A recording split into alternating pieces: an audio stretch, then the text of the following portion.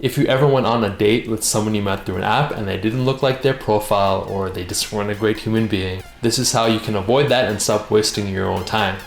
Hey everyone, so in this video I'm going to be talking about red flags in online dating. So mostly apps, so Tinder and Bumble, but this also applies to some of the more older traditional dating sites like Plenty of Fish amongst others. Now I'm not trying to make anyone feel bad for the physical appearance. What I am trying to do is let you see the truth, because some people do try to be deceptive with their pictures. So the first one is the elevated angle, the raised camera elevated angle picture. They might think they're holding the camera up higher, who cares? So this actually does make you look in better shape than you are. So let's say you wanted to give yourself a double chin. If you point your chin down towards your chest and you're sort of pushing up the fat in this neck jowl area, so it kind of gives you this double chin, makes your jaw less defined. Now conversely, if you look up, like you're looking up towards the camera, you're stretching out this neck jowl area, so there's less of a double chin, your jawline looks sharper, and you just generally look like you have a lower body fat percentage. So that elevated, looking up towards the camera shot is one to look out for.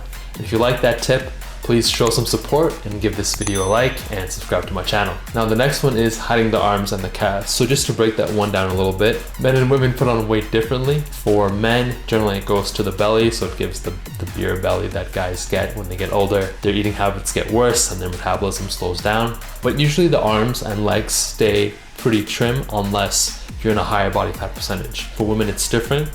It's the arms, particularly the triceps.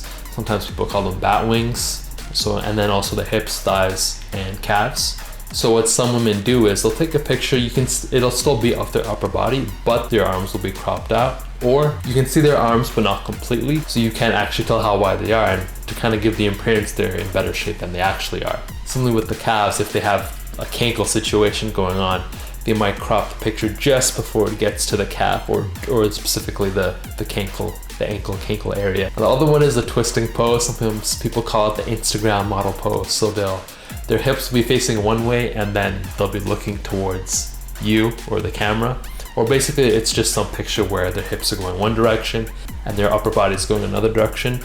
So the trick with this is, imagine when you twist something, the part in the middle, that's where the twist is occurring, that gets a lot tighter and narrower. They're basically doing the same thing with their bodies. So that lower stomach, waist area, that area looks a lot smaller because they're twisting their body. So if that's the only full body shot where they're doing that, that's something to be wary of. Now another type is if they're sitting down, but they are leaning back. Now generally when you sit down, your stomach protrudes a lot more than when you're standing up.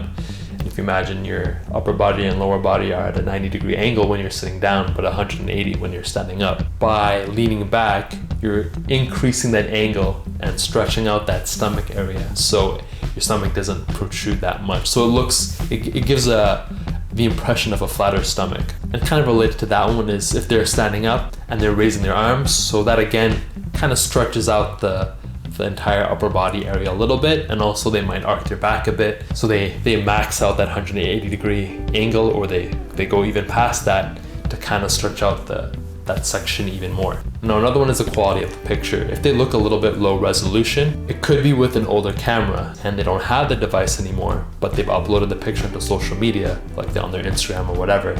So they'll take a screenshot of that within the social media account, and that's why sometimes you see those on Tinder, Bumble profiles. It's just not the actual picture they've uploaded because they don't have it anymore because it was on an old device.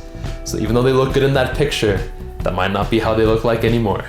Now for some quick fire ones, now let's say it's the spring and the pictures were in the summer. Obviously those pictures are at least a little bit old now. If the lighting is poor, if they're making faces, if they crop themselves out partially, if they're at a weird angle, or they're using filters, they're just trying to obscure how they actually look like. Now this section is a bit more personality focused. Let's say they're not smiling in any pictures. So you try to generally give an impression of who you are. And if they can't find any pictures where they're laughing or smiling, they might be just a negative person in general. And also on their profile, if it's blank or they say just ask, they probably wouldn't care a whole lot about the date if it ever does happen. Also, if they list just negative things, don't do X, swipe left if you do Y. If they're just solely focused on the negative, again, they might just be a very negative person, not someone you might want to spend your time and energy on. So I just want to mention this one more time. I don't want anyone to feel bad about their body type, and I get that you want to put your best looking pictures out there, but if they're not realistic pictures, the person you meet is just going to be upset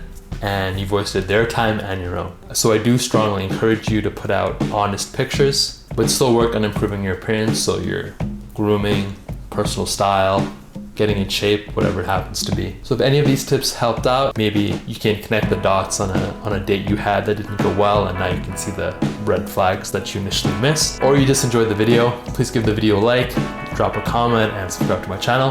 Thank you so much for watching, and have a great day. Take care.